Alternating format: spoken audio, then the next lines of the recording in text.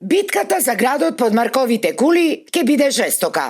Од осамостојувањето на Македонија па се до овие локални избори, Прилеп останува сериозен предизвик за сите политички аспиранти за освојување на локалната власт. Дури 9 кандидати ќе претендираат за функцијата прв човек на општината, кој посте Скопје е и највисок број на кандидати за градоначалник, а има и 11 советнички листи. Дека Прилеп е сериозен политички мегдан за сите учесници во изборната трка, говори и фактот што и најголемата коалиција, предводена од ВМРО ДПМНЕ, за свој кандидат за градоначалник избра веќе докажан и чесен политичар, актуелен пратеник и председател на општинскиот комитет на ВМРО ДПМНЕ, но и фаворит на прилепчани, Дејан Продановски. Ова нема да бидат избори само за битка кој би ги победил. Ова ќе бидат избори кои што ќе значат секојдневие на секој еден прилепчанец. Ова ќе бидат избори кои што ќе донесат подобри улици, подобри училишта, подобри здравствени установи, подобар живот за сите прилепчани. Овие се избори кои што ќе ги започнеме со чувство на сигурност.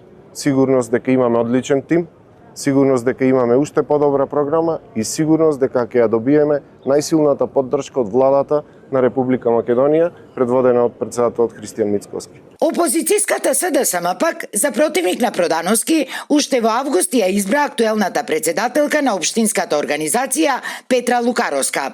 Лукаровска веќе 2 месеци е во интензивна офанзива за освојување на гласачите, главно преку политички флоскули и критики за досегашната работа на опонентите и без многу конкретни идни програмски решенија.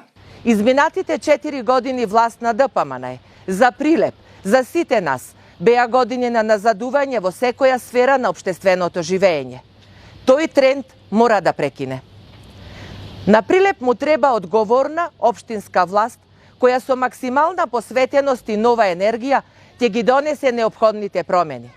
Како кандидатка за градоначалник на Прилеп, заедно со кандидатите за советници од листата на СДСМ и коалицијата, се залагаме и се бориме за економски развој и здрава животна средина, за солидарност и социјална правда. Во трката за градоначалник на Прилеп, освен Продановски и Лукаровска, влегуваат и Љупчо Дунимагловски, Ѓоргија Игески, Борче Чупетриски, Павлинче Матеска, Владимир Ѓоргиевски и Жарко Бошковски. Од нив 4 се независни, а 3 кандидати се поддржани од политички партии. Инаку, колку за подсетување, на последните локални избори во 2021 година, СДСМ во Прилеп доживеа катастрофален пораз уште во првиот круг. Нивниот тогашен кандидат и екс-министер за транспорт и врски Горан Сугариски ја загуби изборната трка со дури 7.500 гласа разлика од се уште актуелниот градоначалник Борче Јовчевски од ВМРО ДПМНЕ.